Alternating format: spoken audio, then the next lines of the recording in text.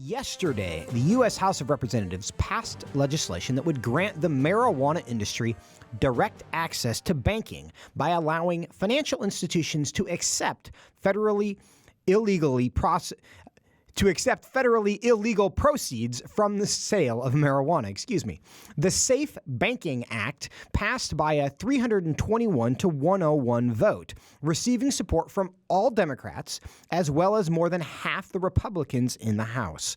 Among those who stood against the legislation was Congressman Bob Good from Virginia, who gave a speech from the House floor in strong opposition to the bill, which now heads to the Senate.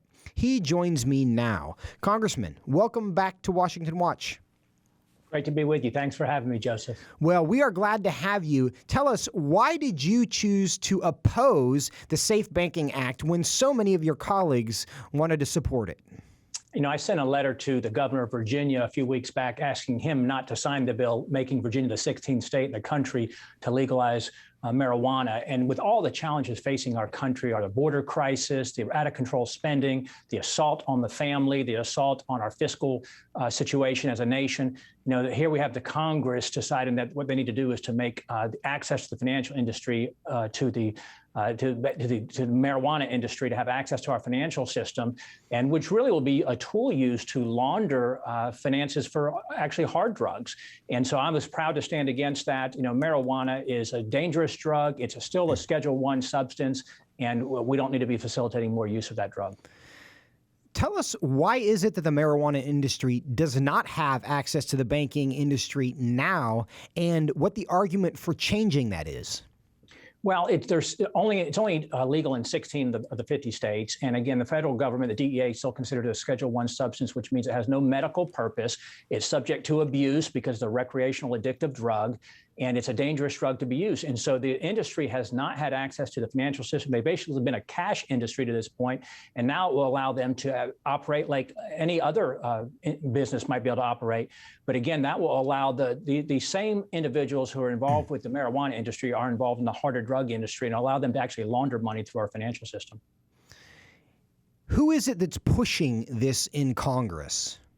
Well, I'm disappointed that the Republicans basically split on it. I wish that we would have had a majority, if not all Republicans, to vote against it. We certainly expect the Democrat Party to be behind something like this. But there are those in the financial industry who are in favor of it, and there's businesses who are in favor of it. And you've got the faction of the party that is more the libertarian, who don't have the moral concerns. But when you look at the breakdown of our family and of our youth, marijuana is a dangerous drug. And it affects young developing brains even more than it affects adults. It's estimated that 30% of young people have used marijuana, have experimented with marijuana. 30% of high schoolers. It was used by 12 million people, 12 million teenagers in the last year, 2019, where we have stats for that. It does impair folks. It's not like alcohol where you can have it in moderation. The purpose of marijuana is to get high. And it does impair folks. It affects, again, brain activity. There's lots of concerns with that drug. Now, I could tell just by talking to you about it that you care about this, and the fact that you actually not only voted against it, but you bothered to speak against it on the House floor. Tell us what you think the problem is with mainstreaming not only marijuana as a drug, but as an industry as well. Well, when you reduce the stigma and you allow greater access to it, you're going to have more young people have access to it, more young people experiment with it. Alcohol, for example, is illegal for under 21, but we know that young people do experiment with and have access to alcohol because they can get it easily.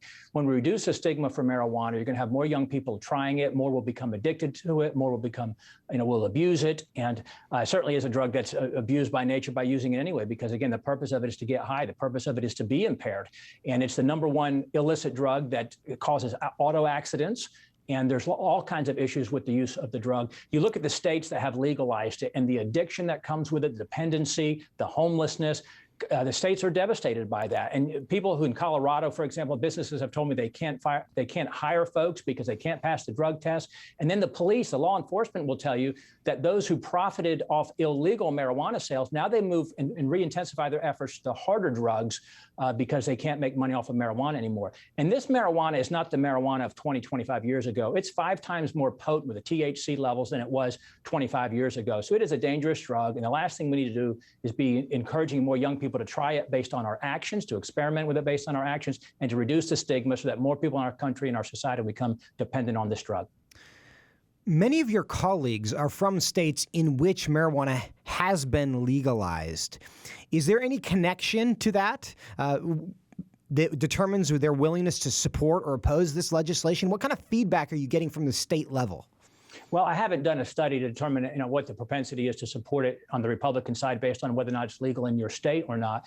But I've had friends from Colorado tell me that the problems that it's caused in that state, Republican friends from Colorado, that they have, they were already against it, but when they saw what it's done to their state, they said it's become a place where it's prevalent, it's everywhere, and it's really harmed their state economically, it's harmed their state culturally, it's harmed their young people, and they're very concerned about it in Colorado. What do you expect to happen? Do you have any feedback about what the future of this in the Senate is going to be? Well, as you know, it has passed the House before, and here it is passing the House again. I certainly hope that the Senate will not pass it. It should not get to 60 votes, I would hope. I'd hope that you wouldn't have 10 Republicans who would vote for it. So hopefully it will die in the Senate.